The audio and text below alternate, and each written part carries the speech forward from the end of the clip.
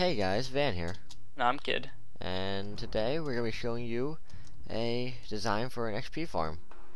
Yeah, so this is the magenta wool here is going to represent a skeleton spawner. We're going to walk you through how we went about building this type of suffocation trap.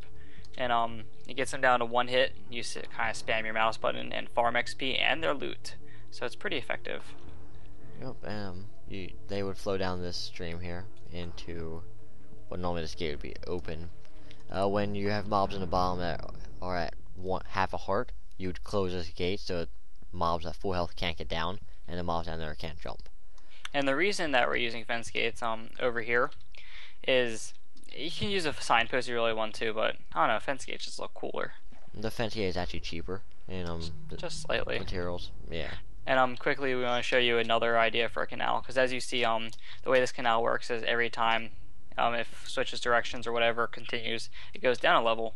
Well, here's a way to basically make, instead of it going down a level, it goes up a level. And I'll spawn a skeleton to show you.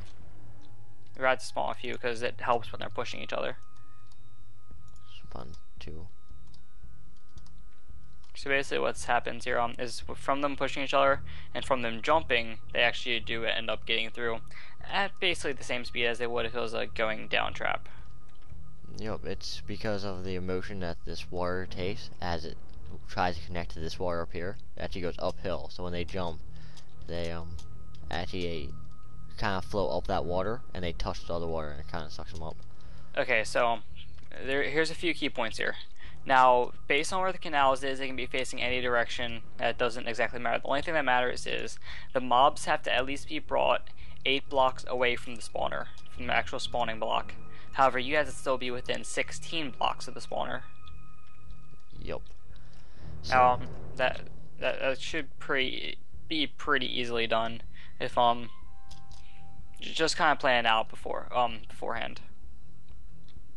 Now we're going to spawn some skeletons in here, and we're going to show you how suffocation works. you want to spawn them? Yeah, so spawn like 5.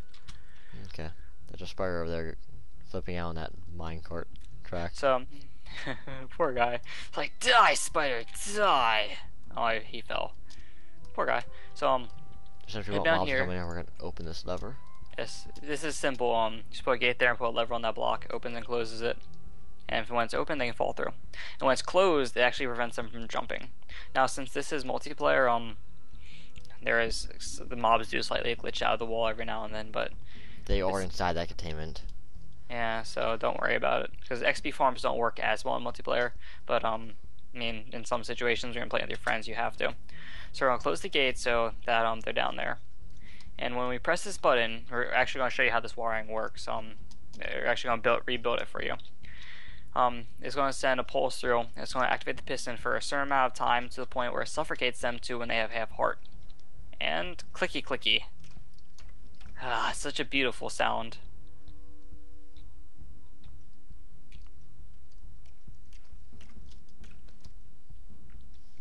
There you go. And now these guys are all at one hit, or close to it, if I can hit them. It's hard to hit skeletons at their feet. This is XP traps or XP farms are much better done with the cave spiders or blaze spawners because they give the most XP. However, when you don't have access to those, this is an alternative. Have you hit a single one yet? Got one. that's awful, but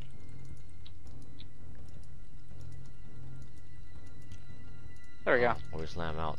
One hit. One hit. In single player, it'll work completely fine. It wouldn't have the glitches or anything like that. Yeah, in single player they just fall and stack right on top of one another. They don't move at all, and you can easily just pile them down. So because we have the power to, because we are the gods of this land, we rule over this entire messed up universe here with lava pouring out of all the buildings. We're going to magically skip forward to the point where we find flat land and start building the wiring. Okay, so give us just 1 second. Okay guys, I'm back, and I'm going to be walking you through the construction of your wiring part of the trap. And I'm over here trying to figure out how to do it myself. Yeah, kid's gonna be having fun over there. Um, I'm assuming you're probably gonna have a button activated system, so I'm just gonna have that right there.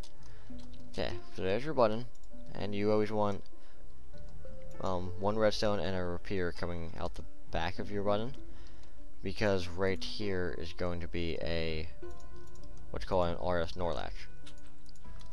And what this is, pretty much, it's like a switch, but much more complicated. As in, it holds a signal for you. That's it. No, that's not the easiest way to say it. That really is what it does. It just holds a signal. Okay, so how the RS NOR latch works. This is an on switch right here, so it will go through the repeater into the block, turning the system on, turning this line on, and this zero line out. This will go to your piston.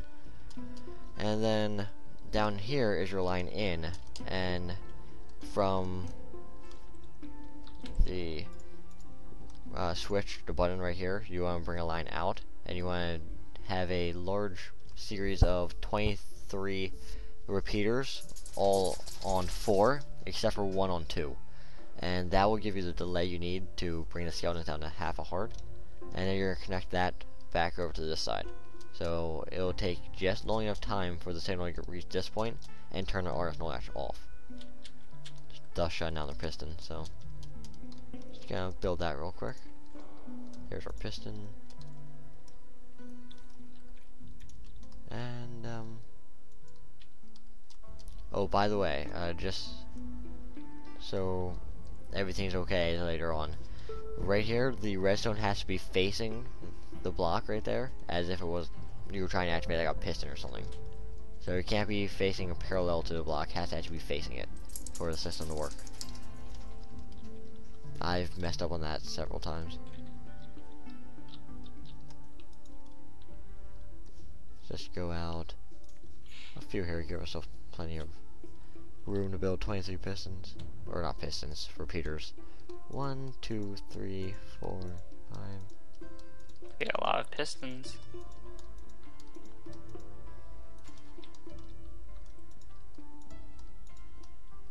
16.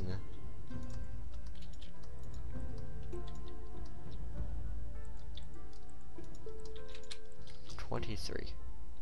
Pretty sure.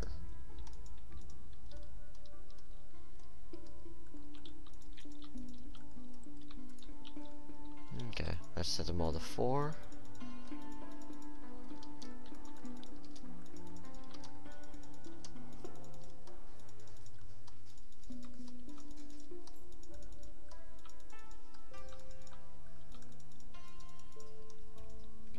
Whoops.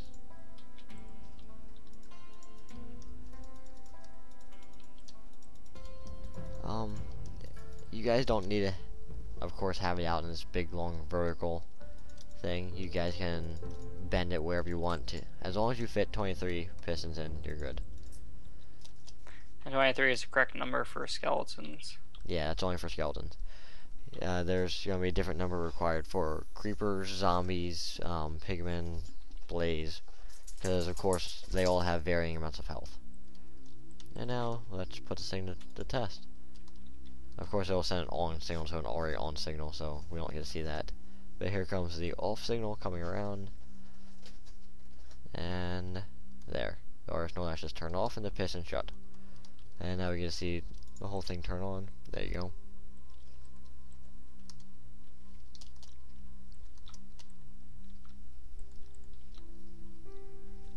And there you have it. That's the wiring for your suffocation XP farm for a skeleton spawner. You get it? Got it. Good. How's your testing going over here? Could be better. And if you guys are interested, you guys can actually see a working skeleton XP farm in our multiplayer Let's Play, and we'll give you guys a link to that. And however kid works his magic. I'll do annotations or something later, because Van's too good for that. Yeah, I just assume it all works by magic. Everything does. It's Harry Notch Potter. told me that. It's the work of Harry Potter, right? Yeah. And Notch.